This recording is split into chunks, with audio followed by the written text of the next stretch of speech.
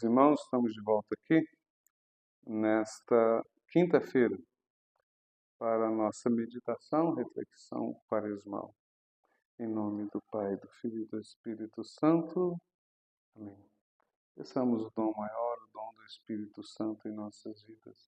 Vinde, Espírito Santo, e enchei os corações dos vossos fiéis e acendei neles o fogo do vosso amor. Enviai o vosso Espírito e tudo será criado, e renovareis a face da terra. Oremos, ó Deus, que instruístes os corações dos vossos fiéis. Com a luz do Espírito Santo, fazei que apreciemos retamente todas as coisas, segundo o mesmo Espírito, e gozemos sempre da sua consolação. Por Cristo nosso Senhor. Amém. Ó Cristo, sol de justiça, brilhai nas trevas da mente, com força e luz reparai a criação novamente. Dai-nos no tempo aceitável um coração penitente, que se converta e acolha o vosso amor paciente. A penitência transforme tudo que em nós há de mal, é bem maior que o pecado, o vosso dom sem igual. Um dia vem vosso dia, e tudo então refloresce, nós, renascidos na graça, exultaremos em prece. Dai-nos no tempo aceitável um coração penitente, que se converta e acolha o vosso amor paciente.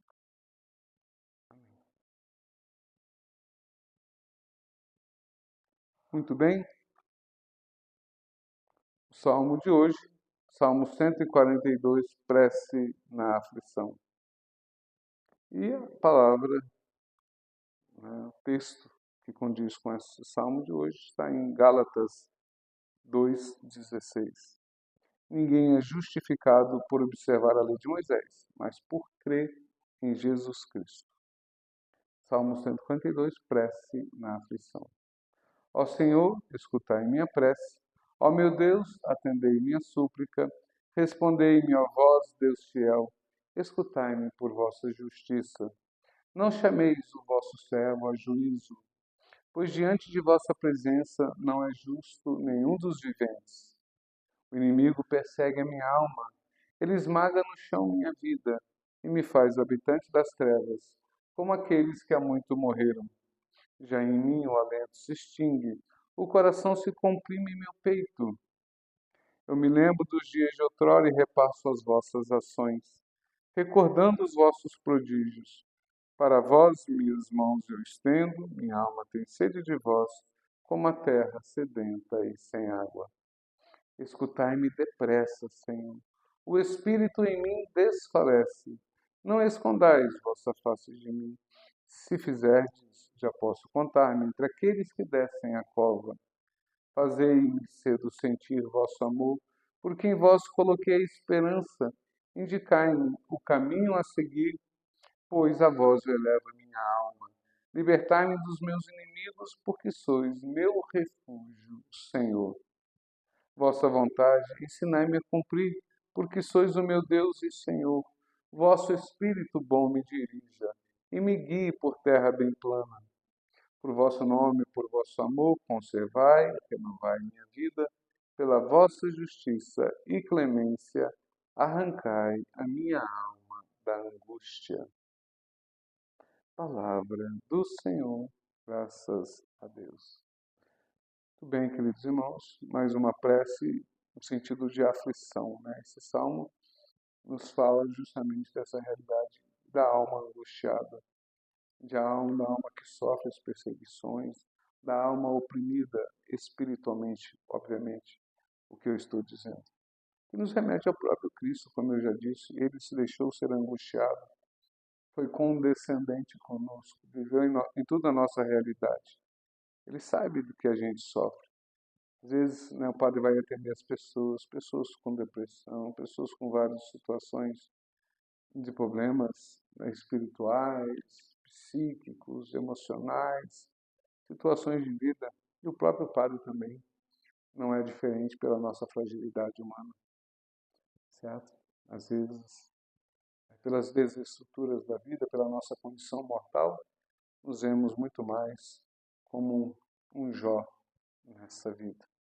Todavia, nós nos consolamos uns aos outros e buscamos a Deus para que nele a gente encontre o apoio necessário e ofereça todo o sofrimento, mesmo uma angústia, como Jesus, né? Imagine sabendo tudo que iria passar, a cruz que iria enfrentar. O que Jesus disse? Pai, afasta de mim esse cálice, mas não se faça a minha vontade, né?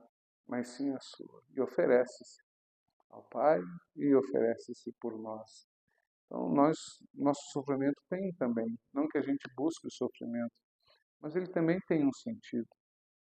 O sofrimento também paga os nossos pecados, nos ajuda a repensar a nossa vida, as crises, as situações, o caminho que às vezes errado a gente está. Eu mesmo sou testemunha disso. Às vezes a dor, ela também tem a sua pedagogia. Nos ensina, nos faz repensar a vida, nos faz buscar o Senhor, se converter, rezar mais, buscar realmente, né? Então, como o próprio Cristo, como várias pessoas ao longo da história do povo de Israel antigo, e como várias pessoas ao longo da história, nós vemos os santos, né? A noite escura da alma, né? Oferece para Deus, se une a Deus e tenha certeza que até nos momentos mais difíceis, né? Tudo tem um sentido para a nossa vida, um sentido de regeneração, de conversão, no sentido de oferecimento a Deus, enfim. Muito bem, vamos dar sequência e com a nossa catequese de hoje, certo? E hoje, de novo, nós estamos com São Leão Magno, Papa século V, e o tema é Contemplemos a Paixão do Senhor. Quem venera realmente a paixão do Senhor deve contemplar de tal modo com os olhos do coração Jesus crucificado, que reconheça na carne do Senhor a sua própria carne. Trema a criatura perante o suplício do seu Redentor. Quebrem-se as pedras dos corações infiéis e saiam para fora, vencendo todos os obstáculos, aqueles que zagiam debaixo de seus túmulos. Apareçam também agora na Cidade Santa, isto é, na Igreja de Deus, como sinais de ressurreição futura, e realiza-se nos corações o que um dia se realizará nos corpos. A nenhum pecador é negada a vitória da cruz, e não há homem a quem a oração de Cristo não ajude. Se ela foi útil para muitos dos que o perseguiam, quanto mais nos ajudará os que a ele se convertem. Foi eliminada a ignorância da incredulidade, foi suavizada a aspereza do caminho, e o sangue sagrado de Cristo extinguiu o fogo daquela espada que impedia o acesso ao reino da vida. A escuridão da antiga noite cedeu lugar à verdadeira luz. O povo cristão é convidado a gozar as riquezas do paraíso, e para todos os batizados está aberto o caminho da volta à pátria perdida, desde que ninguém queira fechar para si próprio aquele caminho que se abriu também na fé para o ladrão arrependido.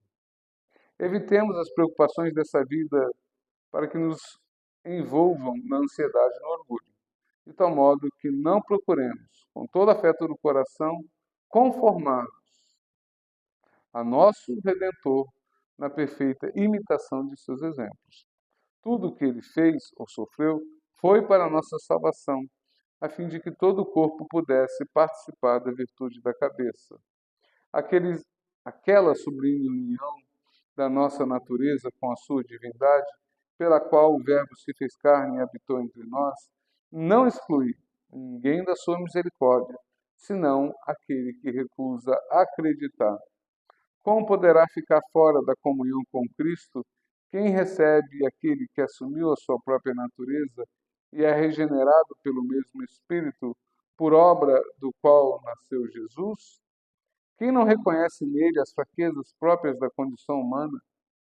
Quem não vê que alimentar-se, buscar o repouso do sono, sofrer angústia e tristeza, derramar lágrimas de compaixão, era próprio da condição de servo?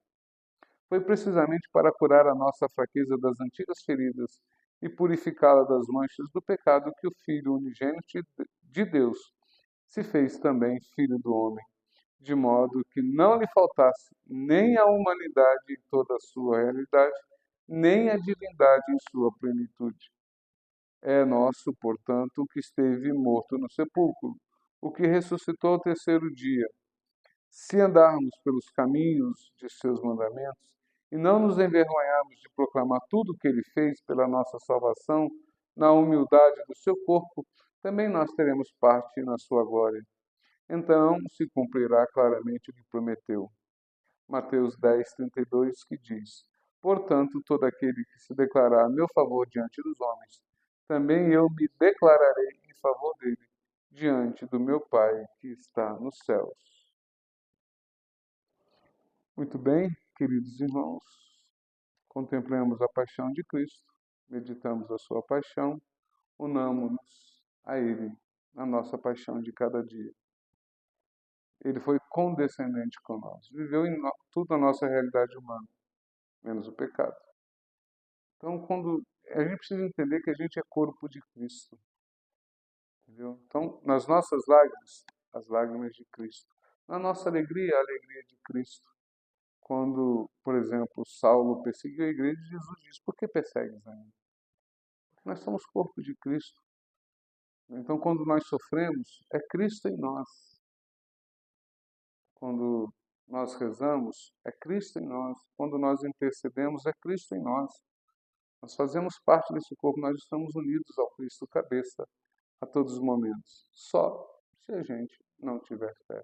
Só se a gente rejeitar Jesus. Só se a gente fazer do desespero a razão de nossa vida, a falta de fé. Entendeu? Todavia, ao justo estamos unidos sempre com Cristo. Esse é o sentido maior da nossa vida. Vivemos em Cristo. Vivemos com Cristo. Vivemos para Cristo. E aí a gente entende o que é a igreja.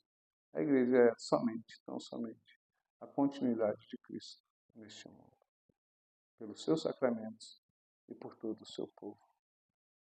Cada um de nós formamos esse corpo de Cristo.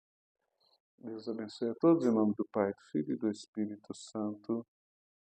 Amém. Fiquem com Deus.